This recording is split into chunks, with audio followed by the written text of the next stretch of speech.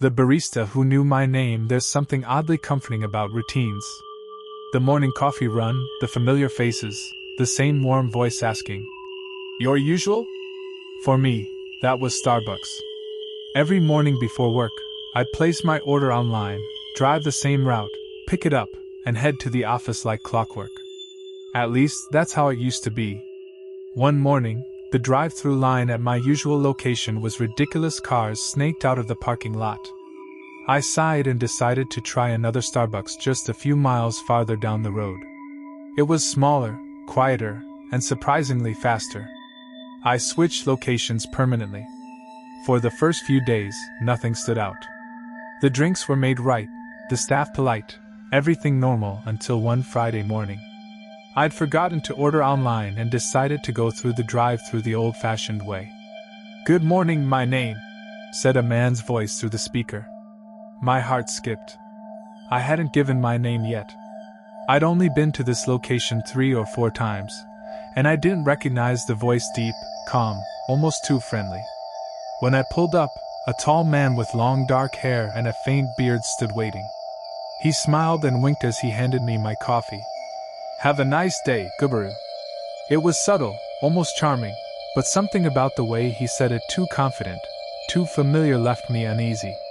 Over the next week, he was always there. Every morning. Same smile. Same wink. I convinced myself it was harmless, maybe he was just overly friendly. But soon, it became clear this wasn't friendliness. It was fixation. Then, one morning, he was gone. I didn't think much of it. Maybe he'd been transferred or fired.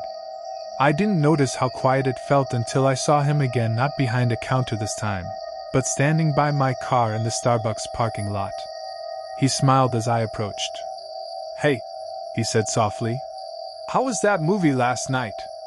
The words froze me. I had watched a movie the previous night alone, at home. The living room curtains had been open, but how could he possibly know? He winked again before walking off, disappearing into the rows of parked cars like nothing happened. Panic hit me in waves. My throat tightened. My mind replayed every small detail: his voice, his eyes, the way he'd always seemed to know just a bit too much. I ran back inside the store, breath shaking, and asked about him. A girl behind the counter frowned. "You mean Jonathan?" she said. "He got fired last month. Something about being inappropriate with coworkers. Kind of a creep." The blood drained from my face. "Was he tall, brown hair, beard?" She nodded slowly. "Yeah, that's him." My stomach twisted as everything clicked: the transfer, the familiarity, the way he'd known my name from day one. He must have followed me from my old Starbucks. That night, I texted my best friend Lisa, begging her to come over. I didn't want to be alone. I sat on the couch, staring at the window, waiting for her headlights to pull in. Then a text buzzed through. "On my way! Be there in 15. But outside, a car had already arrived, black, tinted windows, idling just past my driveway. My phone buzzed again. Unknown number. "Why are you watching me?" My heart stopped.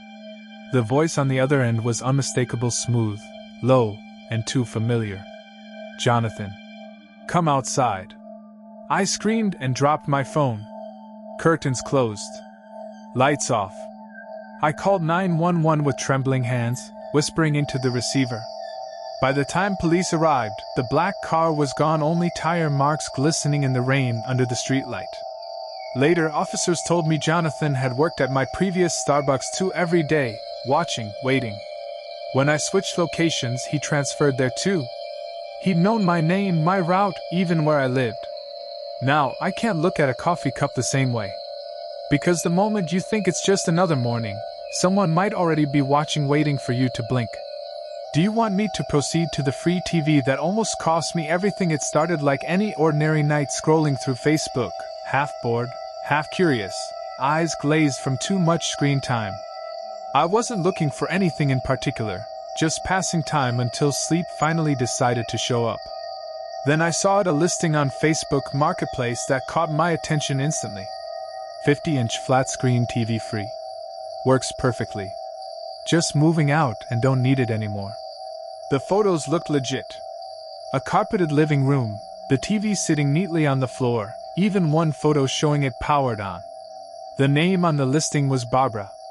Her profile looked real, a smiling woman, some family pictures, a dog, everything you'd expect. Who gives away a working 50-inch TV for free? Still, I couldn't resist. I messaged her. Within 10 minutes, she replied, "Yes, it's still available. You can pick it up tomorrow at 8 p.m. Perfect.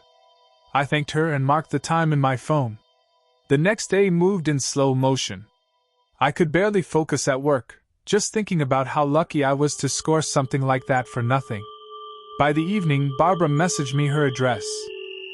It was a neighborhood I didn't recognize, about 15 minutes out of town. I drove through quiet suburbs, streetlights flickering every few blocks. The farther I went, the fewer houses there were. Finally, a small wooden sign came into view. Dead Yendi. The GPS insisted I was close. I followed a long, narrow driveway leading up to a single house surrounded by trees. An old pickup truck sat in front of detached garage. Not a single light on inside. My stomach tightened. Still, I parked, convincing myself I was overthinking. Maybe she was just an older woman who kept her lights off to save energy. I texted her, "Hey Barbara, I'm here." Her reply came instantly. "Come in. It's unlocked. TV's in the living room." Unlocked. That word echoed in my head. I stepped out of the car, the gravel crunching under my feet. The air felt colder now, heavier. When I reached the front door, I hesitated, then slowly pushed it open. The hinges creaked like in a bad horror movie. Inside was pitch dark. No TV. No sound. Just the smell of dust and something faintly metallic. I turned on my phone flashlight, the narrow beam slicing through the blackness. The room looked lived in, but old furniture covered in faint grime, a carpet with stains, family photos whose faces had long faded. Still no TV. "Barbara?" I called softly. No answer.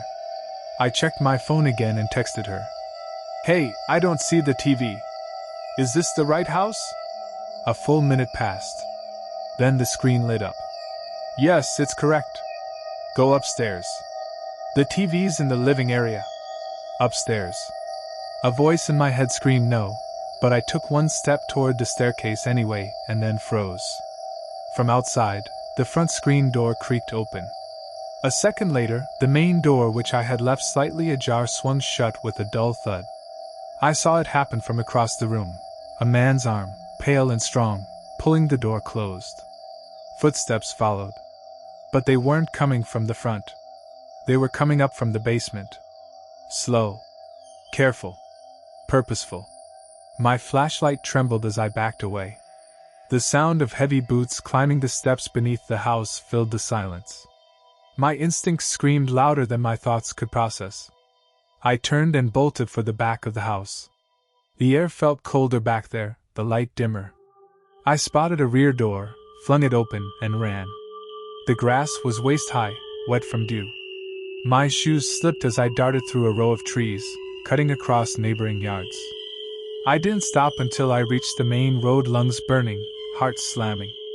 From there, I could still see the house faintly through the branches. My car sat in the driveway, the black pickup truck beside it like a shadow. I needed to get to it, but every part of me screamed not to go back. Then my phone buzzed again. "Why did you leave? Come back." The messages came one after another, all from Barbara's account. I stared at them, horrified. My reflection in the dark screen looked as pale as the headlights shining in the distance. Finally, I forced myself to move. I walked slow, cautious, ready to sprint back down the gravel road.